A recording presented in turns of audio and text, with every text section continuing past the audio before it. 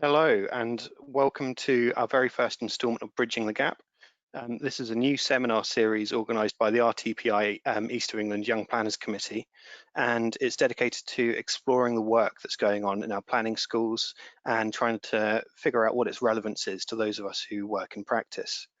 My name's Isaac Nunn. I'm a Senior Planning Officer at Suffolk County Council, and I'm part of the first cohort of RTPI degree apprentices. I'm also a member of the East of England Young Planners Committee, on whose behalf I'm chairing today's event. So our topic today is spatial justice and values in planning, with my guest, Dr. Sarah Bissett-Scott. This is going to be a fascinating topic of discussion because even those of us who do think that there is a place for things like values in planning, it can be difficult to figure out exactly how that would work. So I was thrilled when I realized that Sarah's been doing some of this difficult thinking for us. Before introducing Sarah, I'd like to deal with some housekeeping points. So as attendees, you've all been muted. If you have a question for me or Sarah, then please send your question by using the question box in the GoToWebinar panel, which is probably on the right or top of your screen. The speaker's presentation is going to run for about 20 minutes, and then we're going to come to Q&A. After the presentation, I'll pick up questions from the audience, and I'll have some questions of my own, which we'll be discussing with Sarah. I'll do my best to pick up on other contributions made in the chat box, so feel free to add to the conversation even if you don't have any questions. Please do submit questions or make contributions whenever they occur to you, including throughout the presentation, because we'll just pick them up at the end. This webinar is going to be recorded and available on the RTPI's YouTube channel after the event, and we'll be tweeting about the conversation we're having here on Twitter by using the hashtag Bridging the Gap. If you personally lose connection to the session, then please try rejoining via the link emailed to you. You might want to make sure your Wi-Fi is working at optimum if you're having trouble by disconnecting some of your other devices from the Wi-Fi. If either I or Sarah lose connectivity, then wait in the webinar, keep an eye open on your emails in case we have to relaunch the session with a new link. So I'd like to introduce Sarah now. So hello, Sarah. Hi. Hello, can you reveal yourself? There you are. That's all fine. So we're here to talk about values and spatial justice. So do you mind, before we get on to that, if you could just tell me a little bit about your academic and your professional background? Yes, I will address it briefly in the presentation anyway. I've just been teaching at Anglia Ruskin University, as you know, Isaac, and I, before that, had recently completed a doctorate in professional doctorate, the focus of which was spatial justice, which was looking at value outcomes of regeneration. Over the years, I've done other planning courses. I started my planning studies at the Architectural Association many years ago, and then worked as a planner, planning policy for the main part, strategic planning and regional planning. And at some point really felt that it was necessary to address some of the problems that I was seeing in terms of outcomes from regeneration, but also strategic planning. So that's how the doctorate started, and that's where I got started. So you haven't been an academic the whole time. You've been a professional, and you've great. That's brilliant. Thank you, Sarah. Would you mind starting with your presentation? Yes, with pleasure. So first of all, thank you so much for inviting me to do this and the opportunity to share my research and theory and what might assist future planning. We're far more than simply technocrats as planners and simply managing data about occupying space. So in exploring justice and the values we deliver as planners, my professional doctorate really made me face up to what people tell you, and the words and ideas can really change the world. So a professional doctorate bridges that gap between theory and practice. It is a journey and an exploration. Today we'll discuss briefly, or look at briefly, the research outcomes on my case study of North Kensington, with practice recommendations on spatial justice, which I can see will provide a base for the next generation of planning research I have to thank at this point my supervisor at Anglia Ruskin, Dr. Nez Happy Dele, who was so helpful in spending so many hours and time with me actually addressing the issues in spatial justice, measuring regeneration outcomes. So the background to my research journey was living in the times and developing skills and knowledge and writing about policy and regionalism, and at the same time working and being an artist and engaged in politics as heavily as I could in policy, active in my own community. So some of the time was spent researching urban and regional planning and leading others into research at my work at SEEDS, the Southeast Economic Development Strategy, and further studies in philosophy, which led me to seeing quite a large gap about how space was being thought about and justice. And of course, the usual, like so many other people, housing struggles, growing a family, keeping in touch with my roots, which is Melbourne, Australia, moving from a rural life to an urban life and back to a rural life now. And so many times, this will be the story of other people. So let's just briefly set the context of where I was living when I started to study and think about justice and spatial justice. And here we are. It's in Notting Hill, Portobello Road. My photographs then were taken as part of my Architectural Association studies about what was happening in North Kensington, and also what happened in the period of time of redevelopment, renewal, and so on in that area. And here we have 1976 and 2012. And it was quite an interesting place. It's only rock and roll, it said, so it was cool living there. And it changed. It became more active as a tourist place, but also at the same time, it was a very transient population there. This is the house I lived in. It was on its way out then, and this was one of my neighbours. That was 1976. So on to the professional doctorate. It enabled me to develop an idea.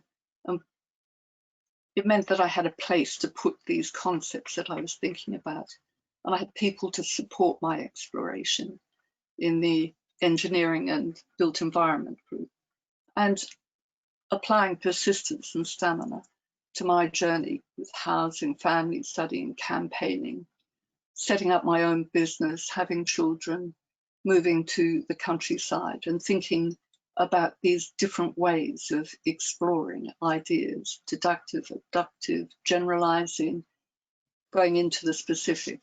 And basically, my puzzle, how did we have a great local community in Notting Hill, and we were getting access to nursery places, there was local action and a desire to rebuild it, and it appeared that there was really good interaction between ourselves and the council at times, and there was money in from the government and there were words out from the local housing association. But now when you look at it, and what I saw in the 20 or 30 years following was impossibly high rents, empty properties owned offshore, still a high proportion of social housing, but at the same time high levels of air pollution and various other aspects. So was there a way of measuring that vision, implementation, outcome, a way of measuring success? So I lived there while it still stood, studied there, started a family, and then campaigned, moved on. And my question that arose or has arisen from that was, what is justice in an urban settlement? So that was the starting of it. Having looked at citizenship when I studied for my master's and the dissertation there, I felt that spatiality was an aspect of citizenship that was missing analysis. So I looked at the questions that had arisen for me in North Kensington, and also my experience of running a regional research group for local authorities, 1986 to 1992. I thought also about the scale of governance and what helps to deliver regeneration, affordable housing, infrastructure, and so on. And I read a bit about justice as fairness through Rawls, whose main concept is so interesting. This is, how would society look if you were to plan it, but you didn't know where you would be in that society? So that was taken into some depth with a lot of academic debates over a number of years and various criticisms of him or whatever, but it's a really good starting point to think from there.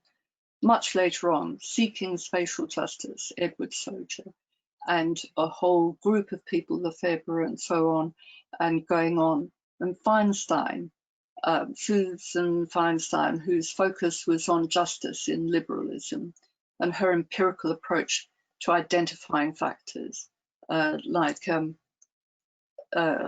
sorry about that, decision-making and governance in shaping a just city. And then a whole conference emerged at TU Delft in the Netherlands in the late 2010s, Roberto Rococo. We can start to understand spatial justice by realizing that justice happens between people organized in societies, and that societies have an eminently spatial dimension. So all of that was feeding into the research and explorations that I was undertaking. So my summary in undertaking that research was that spatial justice would be the spatial expression of social justice. And these are the principal readings that I undertook. And these are the types of people, when you're looking, say, at the principle of governance and ordinary, how we would ordinarily do things, or perhaps the context of the philosophy and theory, or putting into practice policy, or the empiricism. These are the types of people that you might be wanting to look at. So my case study area in Colville-Tavistock was really this area here, and indeed in the whole ward. It's very near Ladbroke Grove, and it is next door to where that most terrible of tragedies happened just 3 years ago, Grenfell. So around the time that I was living in this area and doing my first bits of research and case study work, in the very next door ward, we had the development of Grenfell as a building. So it was in the worst 10% of inner London enumeration districts, really very high levels of poverty all around here. And if I can just give you some geographic focus on that, this line down here is actually Portobello Road. So right in the middle of a very attractive area now, but we had huge amounts of poverty. And as I said earlier, a very strong community and something where people wanted to get together and get on with their own things. So GIA, General Improvement Area, funded a lot of area improvement in there. And these are a summary of the outcomes of my research between 1976 and 2012. So you'll see here that life expectancy in the area has generally risen. This is naturally a good outcome, and we are pleased about that. But the percentage of poverty has fallen, but nevertheless remains near enough to 20%. a great improvement in education, in educational outcomes, and the tenure of housing falling, but not that much over the last 25 years, from social housing to different forms of tenure in there. So what did that mean for my research in looking into spatial justice? That I was looking for indicators that might support what we might see as values of liberalism. And I'm taking you rapidly through this just to say that that research took me through to making a judgment on what values might be, how we might interlink them. There wouldn't simply be, say, the index of multiple deprivation or other forms of evaluation like that, and what indicators might give us a sense of those values. In all of this, as I've talked about, we've had liberalism and a liberal democracy as really a major underpinning to the way in which we organise our society.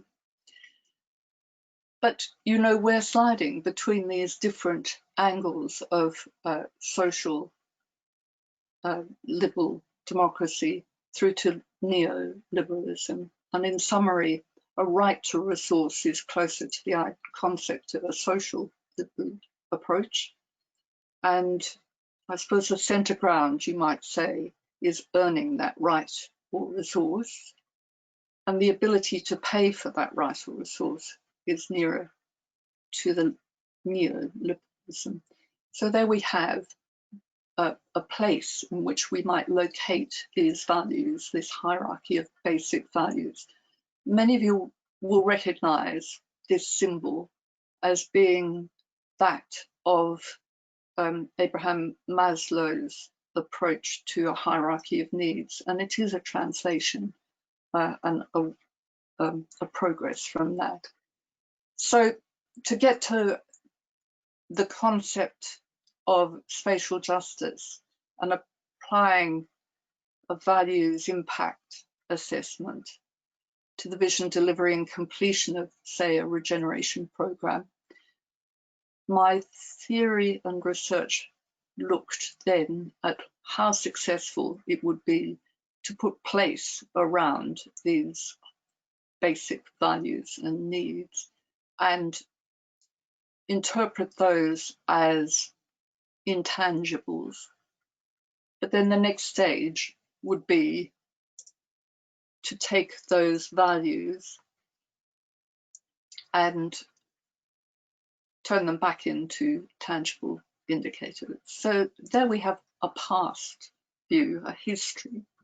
But what I'd like to say now is that out of these recommendations that came out of this research into North Kensington and another smaller case study, is that this kite mark of spatial justice might be useful as a standard so that we can scrutinise outcomes at completed regeneration, but we can also use it as a procedural option in practice at the beginning of a regeneration or redevelopment, renewal, indeed simply growth. So that's really where we are today in terms of sharing research. But we have huge changes on the horizon, a public health crisis and economic and political challenges. I hardly need to reiterate how serious a problem we seem to be facing.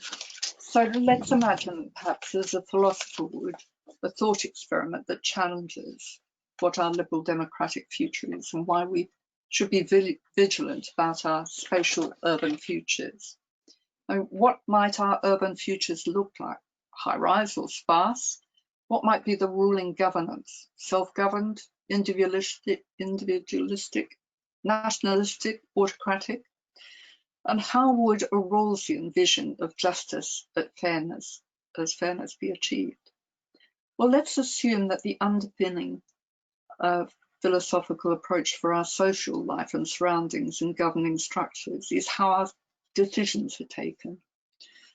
Will we desire to remain a liberal democracy shaped by enlightenment, like Rousseau, J.S. Mills, de Tocqueville articulated in contemporary philosophical and political thinkers like Nozick, Parfit and Sandel? And will it be tempered by the rationality of Stoics, historically, like Marcus Aurelius? And that if you feel you're being stretched out of your comfort zone thinking about philosophy, remember that a good number of our MPs and politicians have been through universities where they've studied politics, philosophy and economics, and they will have this under their belt.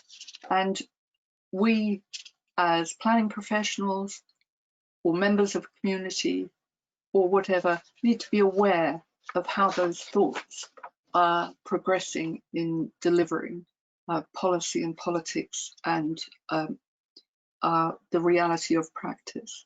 So, planning for a post-COVID spatial justice future, we've got a context of values as needs. We need to integrate both those tangible indicators and those intangible translators that were mentioned earlier, and go forward. So our urban responses to a public health crisis might be that we need to recognize, for example, that we have a global public health crisis that's cut across all expectations of a socially liberal nature. So whose life and whose job and whose community, whose space, whose privacy and whose control is paramount? So that discussion is right up the front now. And it's important as planners that we understand the context in which we are making our decisions, putting our reports forward to committees, steering, if that's the right word, those that interface between developers, community, planning controls, and so on. And if you consider that the new white paper will be discussing growth, renewal and protection with local plans as a statement of community spatial futures, and that as a prospect, public sector planners may be being funded through development fees. That's my reading of the first 28 key points highlighted in this week's planning mag. So is Stoicism going to temper our responses? Rational, science-based innovations with an understanding that this is simply how things are and this is just how life is? And or is it utilitarianism, the best outcomes for the greatest numbers over the greatest number of years influence how we seek to design, plan, manage and maintain our urban surroundings? And remembering that this is a global situation and our food miles will come to matter even more than they do now, will COVID bite into the production and distribution, for example, our beans, our coffee beans, our green beans from Kenya, or our grapefruits from Florida or Israel, or flowers distributed through Amsterdam? Will we retain the assurance of homegrown hard spring wheat from milling flour as it's tested by changing employment and production distribution patterns? So what is the future of cities? Imagine cycleways repurposed, valuing visibility in a dense city, supporting walkability, pop-up factories, 3D printing of services, behind screen health diagnostics, redefining space standards as the minimum for work home accommodation and vacationing, and post-tourism, the value of green urban spaces for exercise and sense and enjoyment. So planning and design are going to have to take account of spatial outcomes from public health protections. We're going to be managing socially, thinking real time, and being political. And the reality, acting virtually, keeping our social proximity, living collectively, cooperation and care. So think of these as overlapping and expressing social justice spatially. And that's where we're on to. And we need vision, spatial justice, courage, and reason to get us through there. So some references for you. I particularly think that Foth is interesting, Feinstein, and Hilary Wainwright there. Very interesting, Yevtachel, about urban justice and recognition. So thank you very much, and I'm looking forward to your questions. Hello, Sarah. Thank you very much for that. That was very interesting. I think I'm going to kick us off with some questions. I would encourage members of the audience to, don't be shy. Feel free to, ask something if you want any points clarified. So to start with, I wanted to ask get some kind of conceptual things out of the way first. When you talk about liberalism, I've kind of got a feeling that lots of planners might thought, oh, that sounds a bit political. Is that really what I need to be thinking about? But I think liberalism has a slightly different kind of political philosophical meaning, doesn't it, Sarah? Yes, is that what you mean? Yes. Could you elaborate on that a bit? Like what do you mean by when you say that the underpinnings of our society are kind of liberalism, just to kind of make sure everyone's on the same page? Well, if you go back to, I'm not sure I can take you back there too easily on that, but maybe you have a look at it later on. But if you're thinking about that, there's a hierarchy really of social root and neoliberalism, and really that's it's this concept of a right to a resource. Do we have that right to a resource? Sometimes you would argue that we do. We've always, well, post-war, we've believed that we have a right to a free health service. When you go through to a deeper form of neoliberalism, you're talking right at the other end of that, about the ability to pay for what resources we have. And if we think about the sort of Blairite mantras of earning a right or having that responsibility to doing that, they're all forms of liberalism, and they are about really I'm just going to turn that computer off.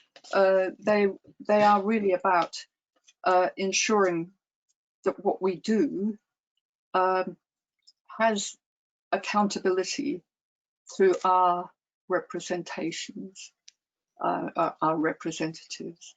And to me, that is a value which we support greatly. And that's why, for example, in my research, I measured the amount of the way in which people chose to vote or otherwise, not how they voted, but the fact that they chose to take up their option of being able to vote for things so that they could hold people to account. Okay, so I mean, values are they're often assumed to be a bit too subjective to kind of form the basis of the kind of rigorous technical analysis that we need in planning. So do you think that they are subjective, or it sounds like you kind of think we agree on more than we think? Well, actually, the one thing I would say is that I I couldn't go along the route of saying that values are subjective. They might be expressed differently by individuals and by different parts of the community, but I think that even more than globally, it's not that they're universal. I think you're going a long way when you say universal, because then you're getting into basic human rights. Yeah. Although I think we shouldn't have that off our agenda right now in terms of the way we're looking about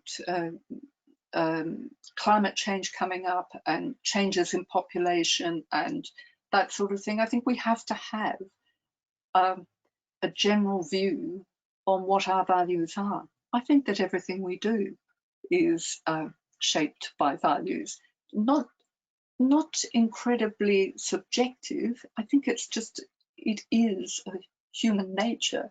And I think we've been seeing this coming out in COVID times, the way in which some communities have been so strong pulling together and some groups of people and that sort of thing. I think we've seen a restatement of what our values are. And I think in a multicultural, diverse community that's secular, it's very important to be upfront and stating and understanding and communicating and sharing what our shared values are. And they could form the basis of kind of how we kind of do things in the planning world. Absolutely.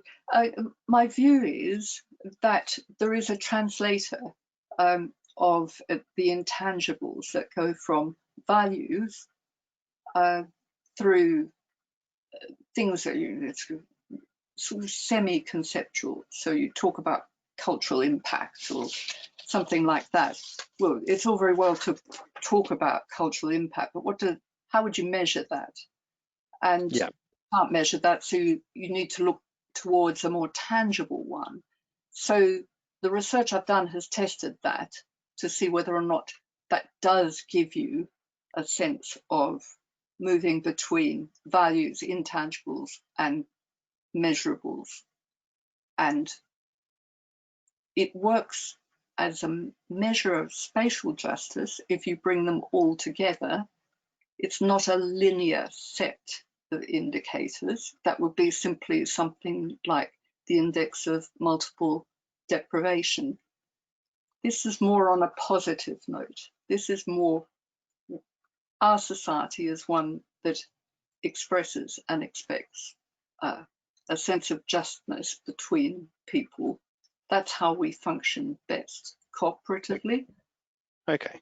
It sounds like when you move on to when you're talking about these tangible indicators, it seems like is this where you're going when you mentioned in your slides a values-led impact assessment?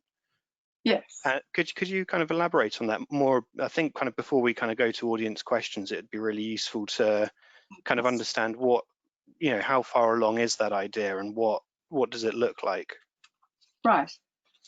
Well, the research test indicators that I used were those ones that reflected cultural social impact, empowerment, economic status, living conditions, environmental impact, and environmental conditions. So all of those in a hierarchy of basic values would give us a sense of achieving a socially just outcome in place. And right. Yeah. And so the measures that I tested in North Kensington over this long period of time were that of, so looking at education, it was educational achievement for the equivalent of GCSEs. In terms of engagement, it was how much people chose to vote or not vote, so voter participation. Longevity gave an idea of how healthy a population was. and a measure of how many people were in that 60% or above of the poverty line was another indicator about whether or not there was access to work or at least income. And houses of quality was about social housing. And the really, for me, in the end, very strangely, air quality came out as the very best indicator of whether a place is successful. It didn't seem to be on anyone's agenda. And yet now, in the last 2-3 years, we've really begun to understand how much that lets us know that a place is good to be in, the quality of air. And so it was quite interesting, the outcome of my research, in showing that some areas that had had money, public money, and a lot of public money put in, were actually then moving out of being social housing and going into a different form of housing, more investment housing. But that's where the air quality was best, but where the social housing had been in those areas of great poverty that we saw indication in the early part of the research, is where the air quality was a whole lot worse.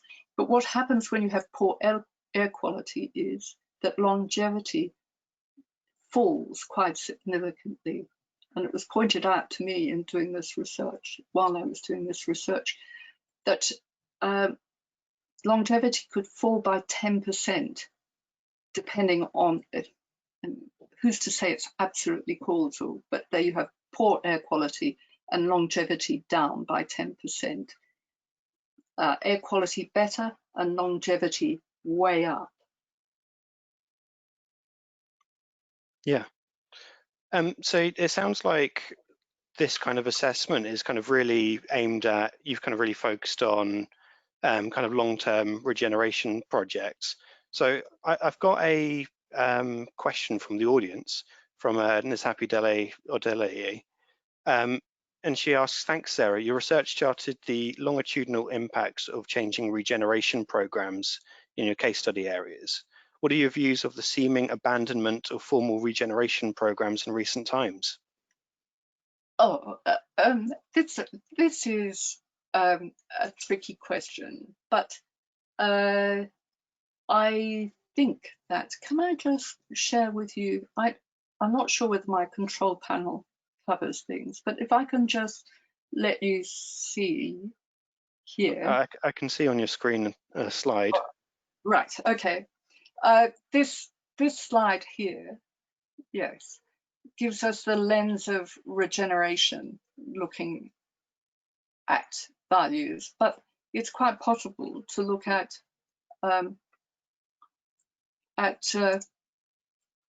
any of the key strategic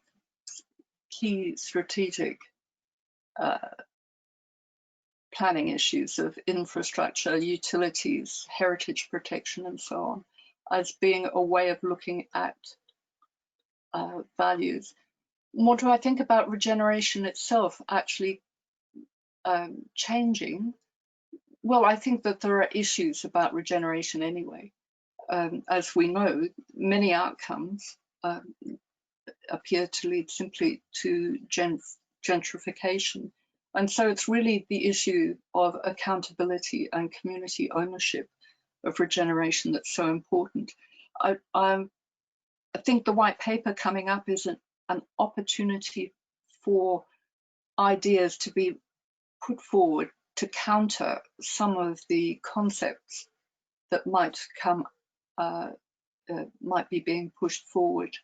So whilst I don't know enough in detail about that for this moment, but I would believe that it is a better, I would treat it as an opportunity to challenge what's going on and to make sure that community ownership, accountability, seen in a strategic context is a very important thing for us to be able to go ahead with. Excellent. Another very interesting question we've got from the audience. What is the role of planning policies as translators of social and professional values into evaluative criteria for planners in practice?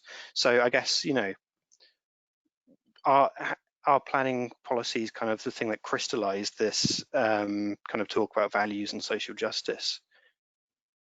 It's strange, isn't it, that word evaluation? It is about looking at values. So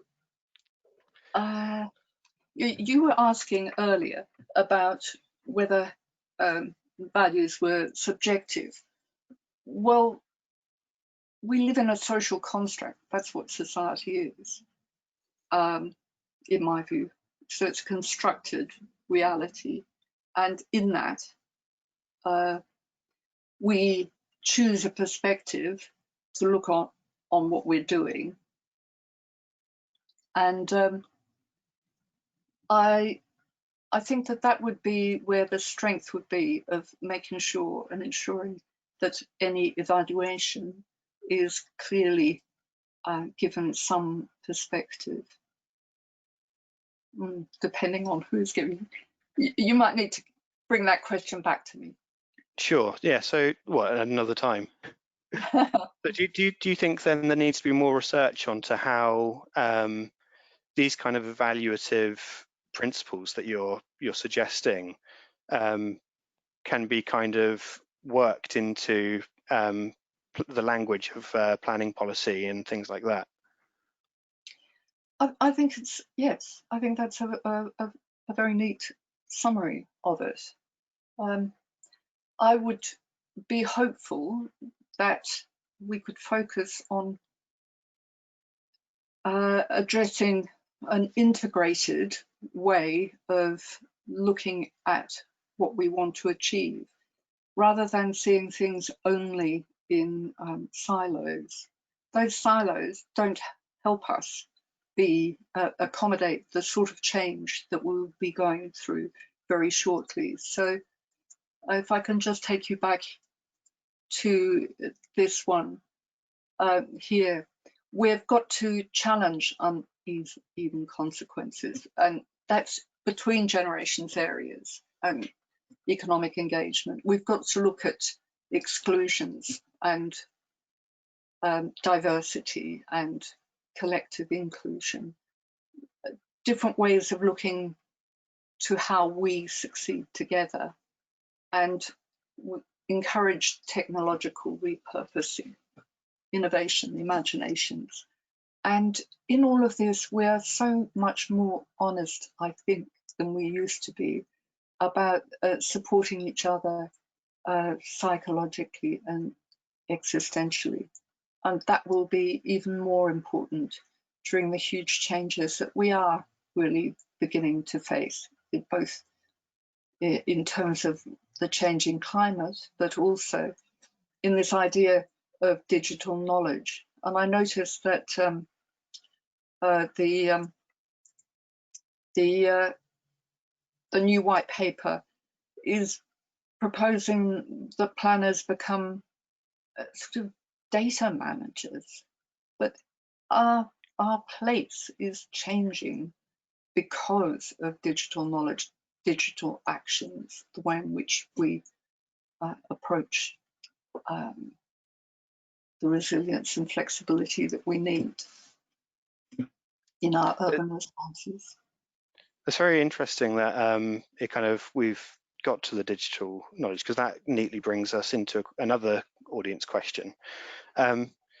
So Michael Zieha says, it is clear that the use of values to determine measurable indicators is important. However, for this to be able to have an impact on planning practice, it requires open source availability of the data collected.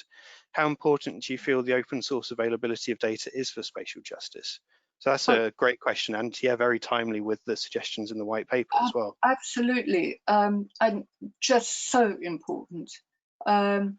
It's data commissioners, managers, widening the scope of data recording. I did find in doing this research, it was really challenging to look across the decades. I hesitated over GCSEs. They were called something else at some other point, you know, whatever it was.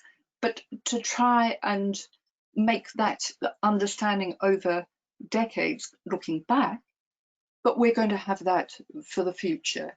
And I think there are many opportunities now. It is a question of not being overwhelmed by the sense of change. I am, because I feel like I've seen it all happening in slow motion. But for young planners and people opening up in their career now, there are so many opportunities and options. Just make sure you dig back and get a sound foundation for making those views of yours in the future understood.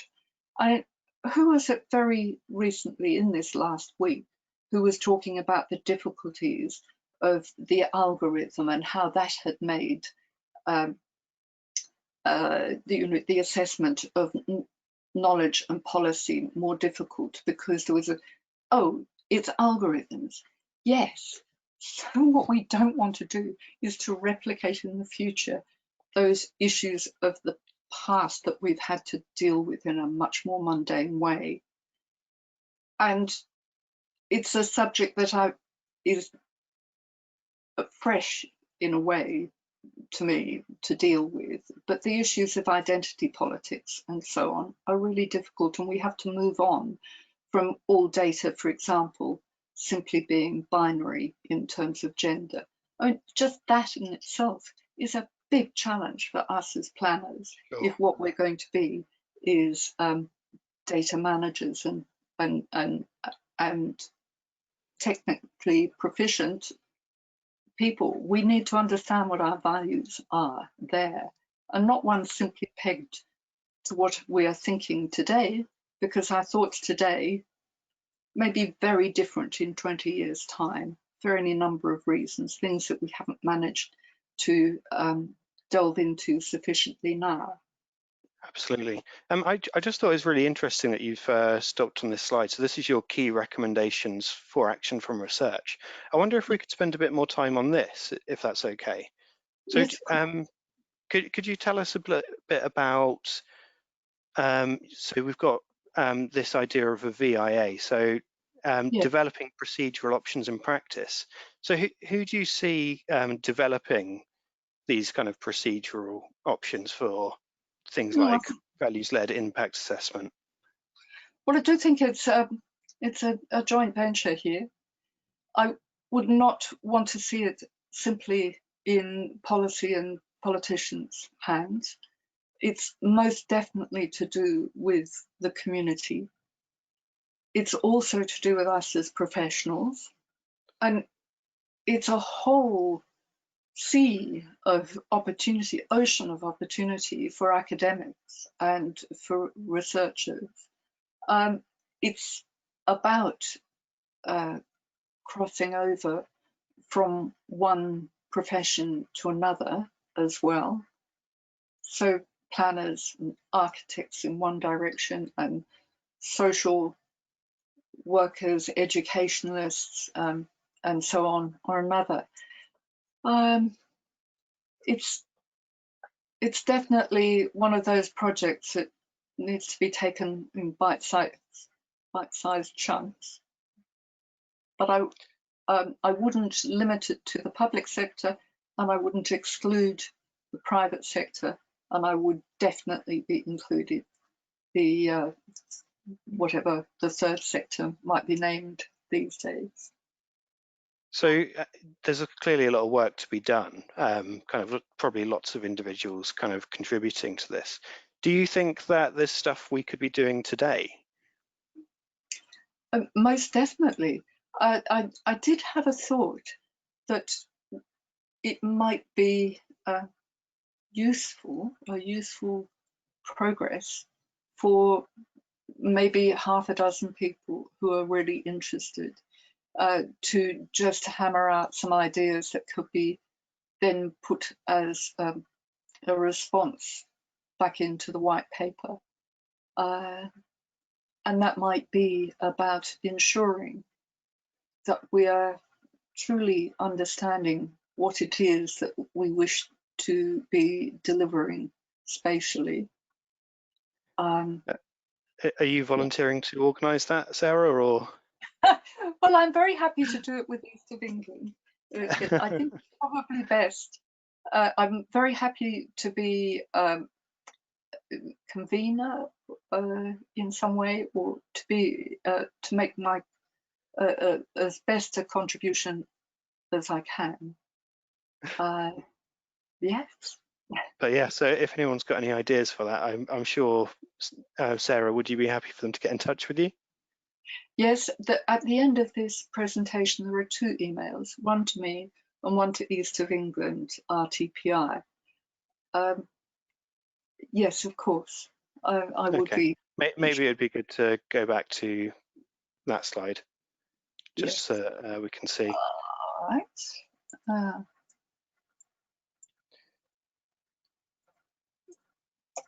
There. 2 emails. There you go. If I could say, yes, if you're interested in talking about concepts, come to me directly by all means. If you're, I think that organisationally it's going to be better if it's through the RTPI. Okay. Another question I wanted to ask you is that it seems like that there's a lot of work to be done, I think, to make sure that planners are comfortable dealing with these kind of issues.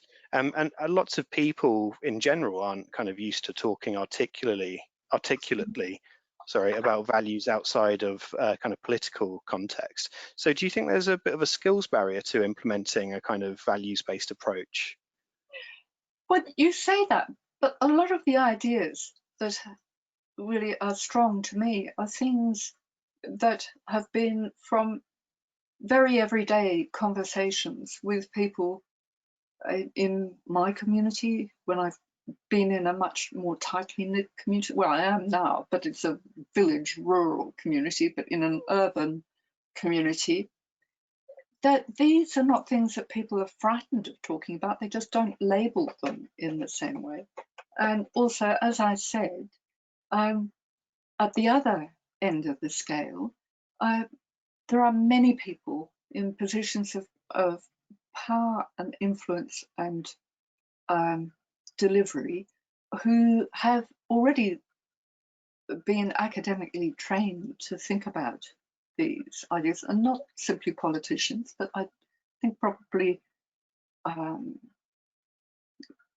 many people who are investors and so on, people who are interested in the various like the New Economic Foundation or IPPR or any of those people. No, there is a skill there. It simply needs unleashing, I think I would say. So perhaps we need some help from our friends who are more used to dealing with the kind of general political and policy making circles. Yes. Great. We don't have any more questions from the audience, and we're getting close to our assigned hour time. So I think what I'll do now is say thank you to Sarah. You've given us a lot to think about. Thank you everyone in the audience for joining us and for your questions. I think the discussion we've had really shows the value of kind of keeping in touch with our planning academics. So let's keep this conversation going. Keep an eye out for our future Bridging the Gap events, for which details will be released in due course. And in the meantime, the East of England Young Planners have 2 events which you may be interested in. We've got employment-led growth in a post-COVID world, which we touched on today a little, lessons from the Cambridge sub-region, and that is 10th of September, 4 to 5 p.m, including speakers from Cambridge Ahead and the University of Cambridge. We've also got a session on Building Better, Building Beautiful, the Suffolk edition, which will be on 17th of September, 12:30 to 1:30, and that will include speakers from East Suffolk Council. So thank you everyone again for joining us. Thank you, Sarah, and goodbye. Thank you so much for inviting me, and thank you everyone who's helped for this research to work. Thank you.